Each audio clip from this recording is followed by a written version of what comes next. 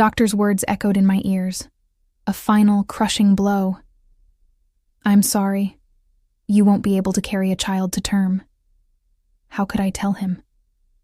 After 3 miscarriages, each one a deeper wound for both of us, how could I tell my husband our dream of a biological child was over? The fear was suffocating. Would this be the end for us? A few days later, sitting across from him, I saw the same pain reflected in his eyes, but then, a flicker of something else. "What if," he said, his voice quiet but steady, "what if we looked into adoption?" It was like a window opened in a dark room. The idea of being mom and dad, of filling our home with the laughter of a child, our child. It felt like we could finally start to heal. In another place, at that very same time, a different kind of heartbreak was unfolding. A teenage girl had just given birth to a beautiful daughter. She wanted to keep her, to be her mother, but her parents refused. They held her down as her newborn was taken from the room, her cries fading down the hallway. She would never see her baby again. The cries became the only connection between her and her daughter. A few months passed. For us, it was the day our dreams were coming true. We were waiting to receive our daughter. My hands trembled with a mix of excitement, hope, and pure, anxious joy. As the social worker placed her in my arms, tears streamed down my face. She was perfect. Our daughter. But as I looked down at her, the joy faltered. Her dark, beautiful eyes weren't filled with infant wonder, but with a deep, unsettling fear. She didn't coo or nestle in. She cried, a raw, painful sound, and pushed against my chest, trying to get away. That first moment, it never left us. It became an invisible wall between us and the wonderful young woman we raised. It was a constant, heartbreaking reminder that in the deepest part of her soul, she felt she belonged to someone else. In hindsight, we began to understand that adoption is not just about creating a new family, but about holding and healing the broken pieces of another. Good morning, good afternoon, good evening all, it's Bear here. And I'd like to welcome you to my YouTube channel, A Box of No Lid. A channel I'm creating not just to bring the awareness around the lived reality of trauma, complex trauma, the world that is adoption, the world that is foster care, removal trauma. But I really want to bring forward what I've learned through my own personal journey and my own personal experiences as I am an adoptee, as well as my many years and what I've learned through the years of being a practitioner and an advocate, all with the simple hope that something you may learn or hear here will help put your own puzzle together, help to improve the quality of your life, and help expand your knowledge and awareness to improve your healing journey, to help empowering you to give yourself the life and create the life you deserve. Now, yes, this is the next video in the adoption series, and I'm still circling around that huge ball of complex experiential emotion, all associated with the process of removal, the mechanisms and everything that goes on in the removing of a child or an infant, either at birth or post-birth, for placement into a non-biological family to be raised, adoption or foster care. And the need to understand and value it, and the difficulties it creates, and the difficulties of working with it.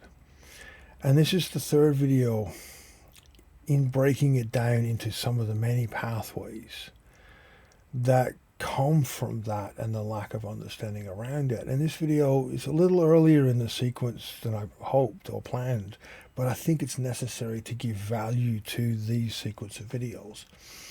And that is at the core of why the majority of adoptions fail.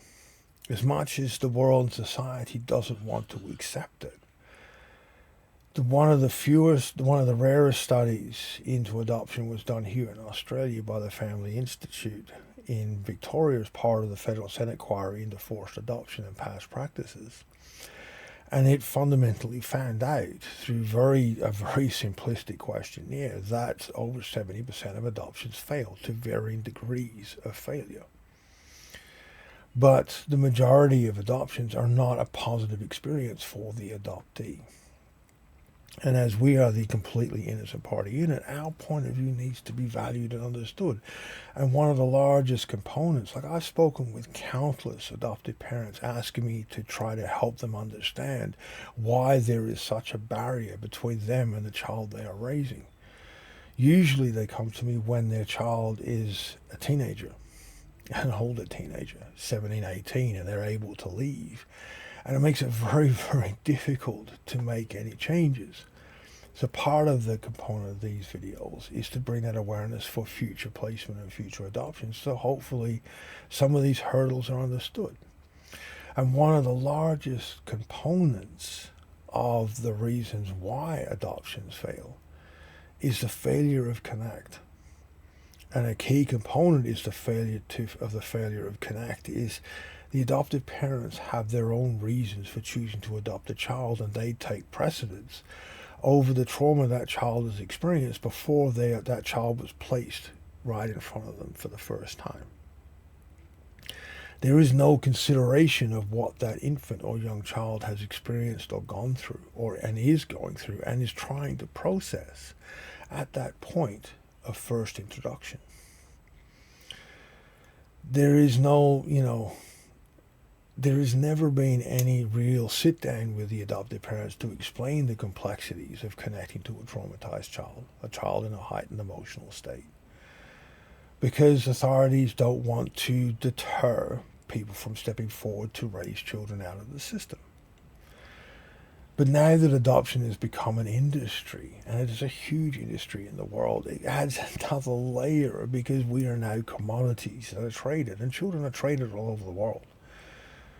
As horrific as child trafficking is, it is a huge for-profit industry legalized by majority of countries, particularly in the Western world. Babies and infants are shipped everywhere. Average price is between $2,000 and $10,000 US per infant. It is a for-profit industry, and it creates a huge, complex, nasty reality of where these infants and babies come from, all carrying a huge ball of trauma, a huge ball of threat response and trauma response in an underdeveloped body that cannot process. And you place that in the circumstance of they're expected to provide fulfill the emotional expectations of the adoptive parents when they're first picking up. Like I said in a couple of videos, when I've spoken with adoptees whose adoptions worked, and I sat down with them, and some of them, I'm very grateful I was able to sit down over a protracted period of time to really get into the understanding of the nuances of how their childhood was and their perceptions of it. Purely to see the difference between adoptees I personally know in my own experiences where my adoptions failed, or when the adoptions have failed, and those that didn't. And as I said in the last video, one of the fundamental differences is if the adoptive parents chose to learn the child, they put their expectations to one side and went, this child has been through a crap load of stuff. I need to understand who this little person is.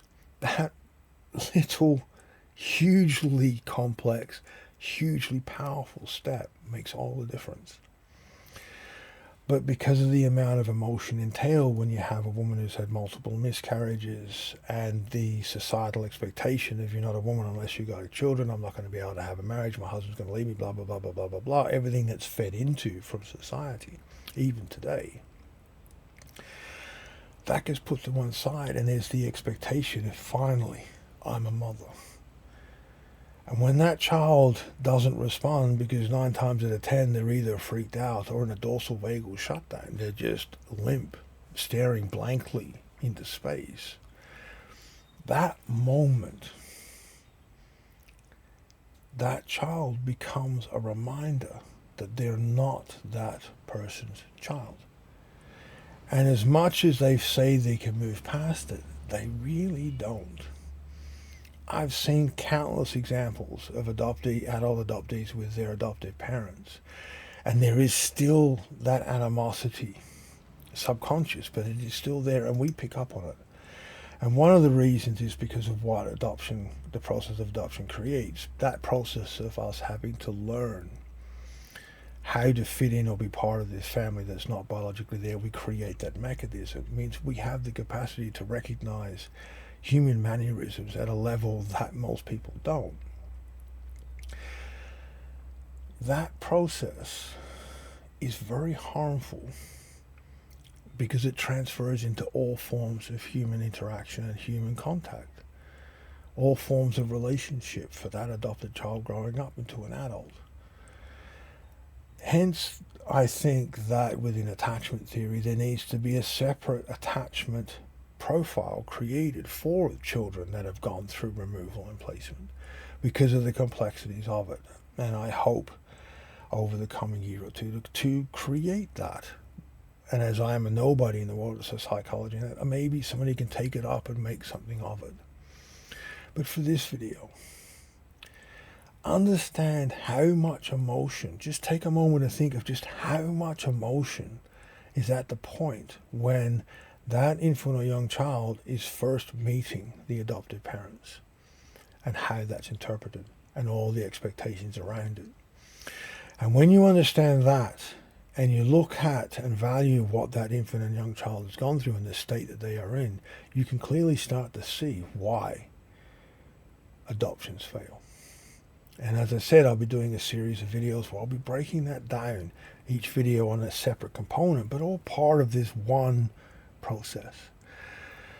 As always, I really hope you guys value and really take the time to sit there and just think about this, because it helps make things make sense. It helps the puzzle come together to understand why. And when we understand why, it gives us points to be able to work with, points to be able to have conversations about, points to be able to find middle ground to create paths of healing. But as always, I love you guys' comments and feedback. Please, hit the like button, the share buttons, please subscribe. And I will see you all guys, I'll see you all next time. Please be mindful, please be safe, please be respectful in the comments, and thank you.